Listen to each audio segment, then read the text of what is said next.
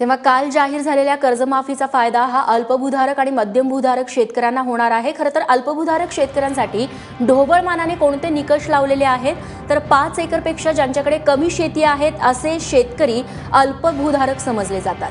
तर 5 एकर ते 12.5 एकर पर्यंत ज्यांच्याकडे शेती आहे ते शेतकरी मध्यम भूधारक असतात। या शेतकऱ्यांना कर्जमाफीचा फायदा होणार आहे। मात्र मोठे शेतकरी कोण, तर 12.5 एकर किंवा त्यापेक्षा जास्त जमीन ज्यांच्याकडे आहे असे शेतकरी मोठे शेतकरी समजले जातात।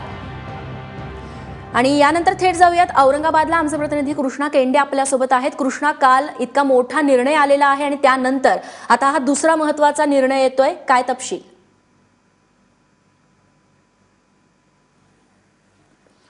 निश्चितच हा दुसरा आणि महत्वाचा निर्णय आहे। आपण जर पाहिलं तर 2007-8 साली सरसकट कर्जमाफी झाली होती आणि त्यामध्ये मराठवाड्यातली जर स्थिती सांगायची झाली तर 29 लाख शेतकऱ्यांना साधारणपणे या कर्जमाफीचा फायदा झाला होता।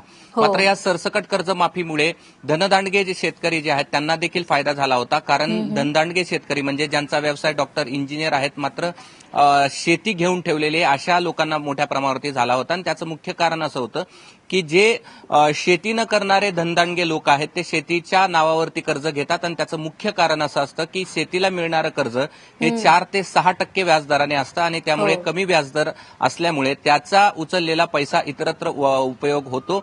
आणि अशा प्रकारे जर कर्जमाफी झाली तर या लोकांची देखील कर्जमाफी होते, अशा 2007-8 साली झालेल्या कर्जमाफीनंतर समोर आलेलं होतं। आणि ह्या 29 लाख शेतकऱ्यांमध्ये मराठवाड्यामध्ये साधारणतः 10 ते 12% शेतकरी असे होते की ज्यांना अशा प्रकारचा लाभ झालेला आहे। आणि त्यामुळे काल शरद पवारांनी देखील असं सांगितलं होतं की शेतकऱ्यांसाठी सरसकट कर्जमाफी केलेली आहे, मात्र तत्वतः आणि निकष या 2 शब्दावरती त्यांनी भर दिला होता। आणि तत्वतः आणि निकष याचसाठी एक कमिटी नेमलेली आहे आणि ही उच्चस्तरीय कमिटी धनदांडगे शेतकरी जे आहेत त्यांना लाभ होऊ नये यासाठीची दक्षता घेतली जाणार आहे। आणि ज्यामुळे जी सूत्रांकडनं माहिती मिळते आहे, मराठवाडा असेल किंवा विदर्भ असेल, यामध्ये ज्या शेतकऱ्यांची 5 एकर जमीन आहे त्या शेतकऱ्यांना साधारणपणे 1.5 लाख ते 2 लाख पर्यंतचं कर्ज जे आहे ते सरसकट माफ होणार आहे। हेच कर्ज इतर देखील प्रभागामध्ये वेगवेगळ्या पद्धतीने मांडण्यात येईल आणि ते एक अर्थतज्ञांकडनं आलेली ही माहिती आहे आणि त्यामुळे ही मुख्यमंत्र्यांनी मागवलेली माहिती आहे आणि त्यातनं कशा प्रकारे फायदा होईल हे देखील सांगितण्यात आलेलं आहे। मात्र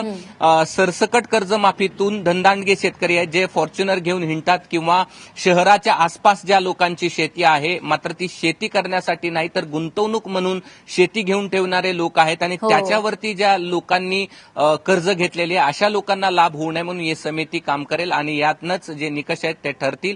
आणि दुसरीकडे उद्यापासून म्हणजे आजपासूनच शेतकऱ्यांना कर्जमाफी झाल्याचा निर्णय हे म्हणजे शासनाने घोषित केलेला आहे। मात्र त्यातून किती पद्धतीनं शेतकरी आज बँकेच्या दारासमोर जातील किंवा उद्या जातील, त्यांना कितपर्यंत फायदा होईल हे देखील आपल्याला बघावं लागणार आहे। रेश्मा, निश्चित कृष्णा, धन्यवाद तू दिलेल्या सगळ्या सविस्तर माहितीबद्दल। तेव्हा हा महत्त्वाचा निर्णय आलेला आहे आणि खरे जे शेतकरी आहेत, गरीब शेतकरी आणि मध्यमवर्गीय शेतकरी, त्यांना याचा इथून पुढे लाभ होऊ शकतो।